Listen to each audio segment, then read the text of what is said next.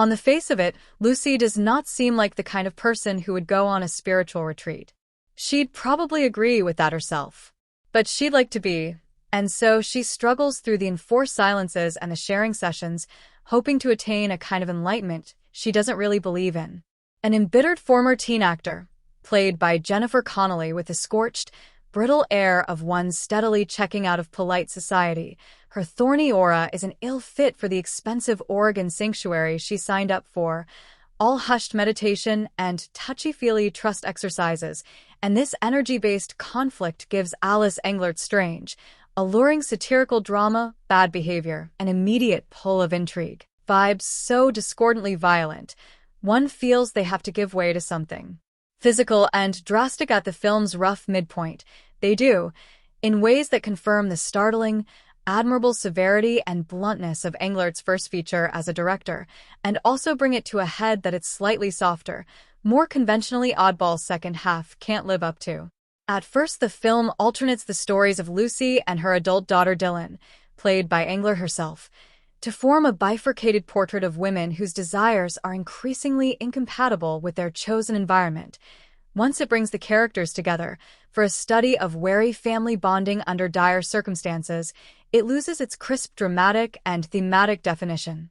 Still, this is an original and auspicious work from the New Zealander, carrying at least some shared DNA with the ashy black comedy of early films by Englert's mother Jane Campion, who makes a brief cameo appearance here. Bad Behavior is notable, too, as an unusually rangy and risky showcase for Connelly, an actor who may have recently scored career-high box office in Top Gun, Maverick, but whose pensive, nervy screen presence has been too rarely tested by Hollywood in the 2 decades since she won an Oscar for A Beautiful Mind. Here, she's subtly but vividly agitated from the jump, already bristling with quiet malaise and discomfort in her own skin when we meet her driving to Oregon, calling Dylan from the car to warn her that she's going to be out of reach for, well, however long a paid-for epiphany takes to arrive.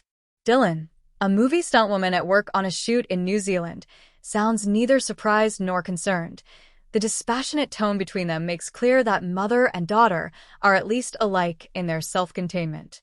The retreat is both Spartan and elevated, presided over by a spiritual leader, the unprepossessingly named Elon, who's disarmingly straightforward, but also serene in a way that suggests some manner of superior knowledge. Eschewing cult leader cliché for a plummy everyday friendliness that eventually circles round to sinister, Ben Whishaw cleverly plays Elon as equal parts guru and grifter. His counsel is sometimes obvious, but what the person needs to hear just the same.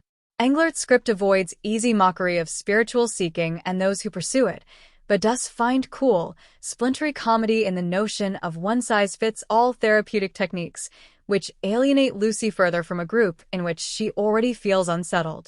The bulk of her aggravation lands, not entirely undeservingly, on new arrival Beverly, a canny Dasha Nekrasova, a vacuous celebrity model who openly fears the loss of her youth and influence.